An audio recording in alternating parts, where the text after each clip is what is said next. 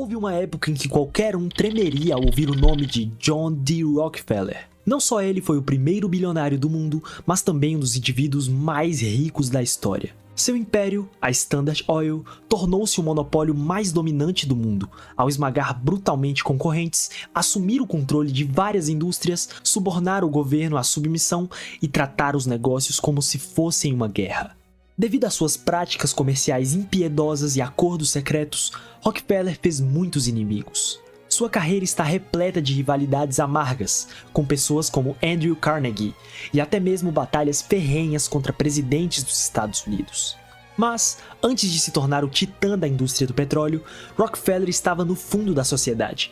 Sua história é um dos poucos casos em que alguém consegue ascender das profundezas da pobreza ao auge absoluto da riqueza e do poder.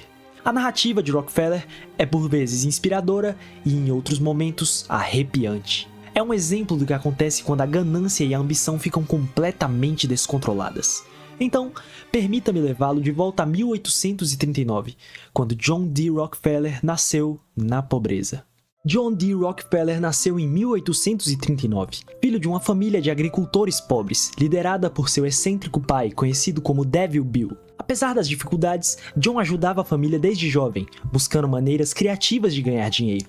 A vida da família era marcada pelos sumiços frequentes e atividades duvidosas de Bill, que mantinham uma vida dupla como um vigarista. Após acusações de agressão sexual contra Bill, os Rockefeller enfrentaram desgraça pública e mudaram constantemente de cidade. John assumiu responsabilidades familiares enquanto tentava equilibrar escola e trabalho.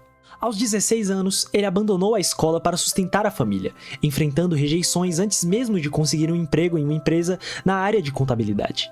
Apesar de modesto, seu primeiro emprego ensinou-lhe valiosas lições de negócios. Com determinação, John sonhava em enriquecer e repetia a si mesmo: "Estou destinado a ser rico."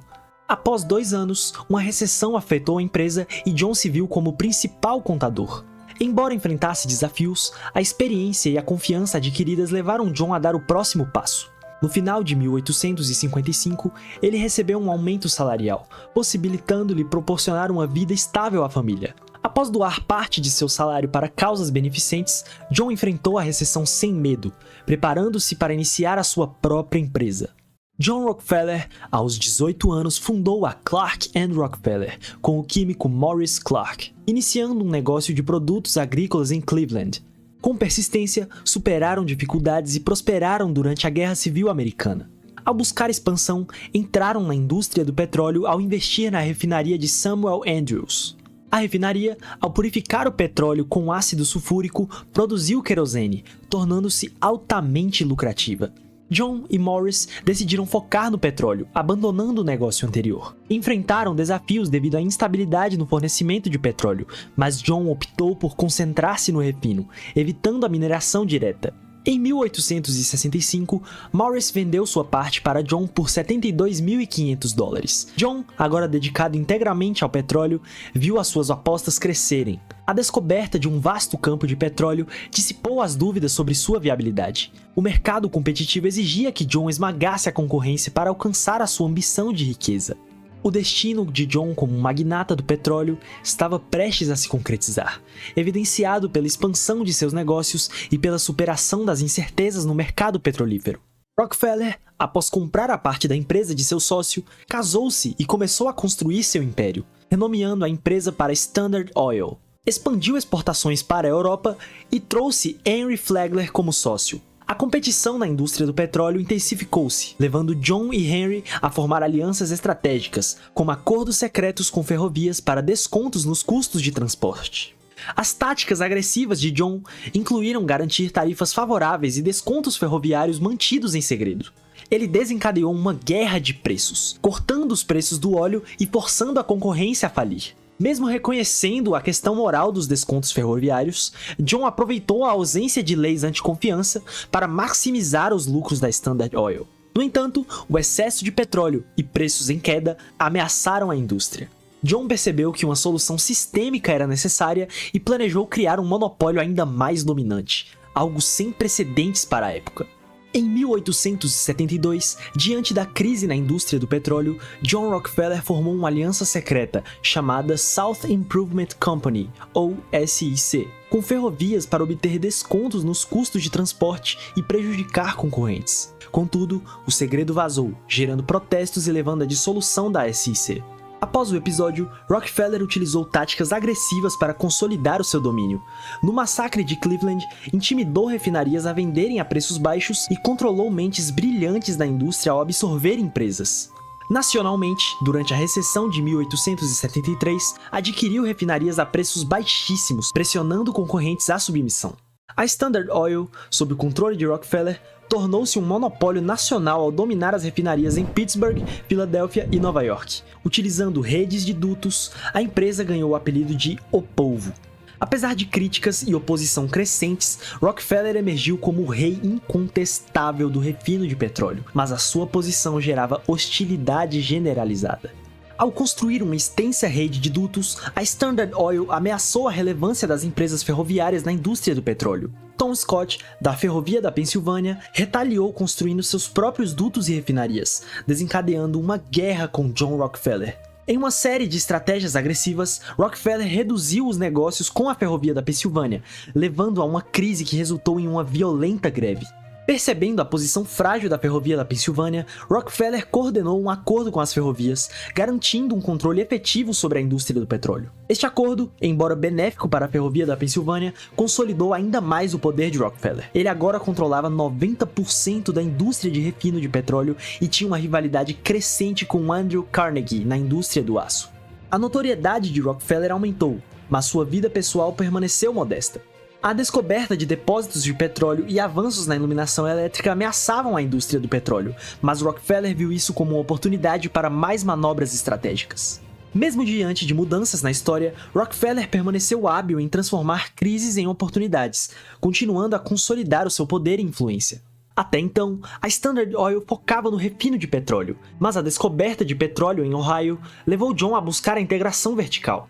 Ele expandiu para posse de terras, perfuração de petróleo e transporte por oleodutos. Enfrentando o desafio do óleo de gambá, investiu em pesquisa química para remover o odor, garantindo uma vantagem competitiva. Com a expansão do petróleo nos Estados Unidos, a Standard Oil prosperou. A descoberta de grandes reservas em estados como Oklahoma e Texas, juntamente com a ascensão dos automóveis, impulsionou ainda mais os negócios. Mesmo durante a depressão econômica de 1893, John prosperou, aproveitando a demanda crescente por gasolina. John, percebendo a necessidade de organizar seus investimentos, contratou Frederick Gates, um pastor batista.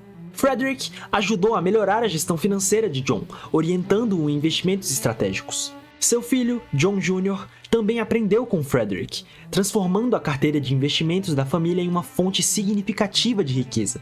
A entrada da família no setor ferroviário e o investimento estratégico na Cordilheira de Mesabi, uma rica fonte de minério de ferro, sinalizaram a expansão para a indústria do aço. Isso levou a uma rivalidade aberta com Andrew Carnegie, conhecido como o Rei do Aço, marcando uma nova fase na busca de John por controle e domínio em múltiplas indústrias. Em uma negociação surpreendente, Carnegie concordou em comprar minério de ferro exclusivamente de John, evitando uma guerra de preços. J.P. Morgan, visionário de Wall Street, propôs a criação da US Steel, unindo os interesses de John e Carnegie. Ao enfrentar John Jr. Rockefeller nas negociações, Morgan ficou surpreso com a recusa de venda das minas de Mesabi. Eventualmente, após intensas negociações, Morgan comprou as minas por 88,5 milhões de dólares em ações da US Steel. A fusão tornou a US Steel a primeira corporação bilionária do mundo.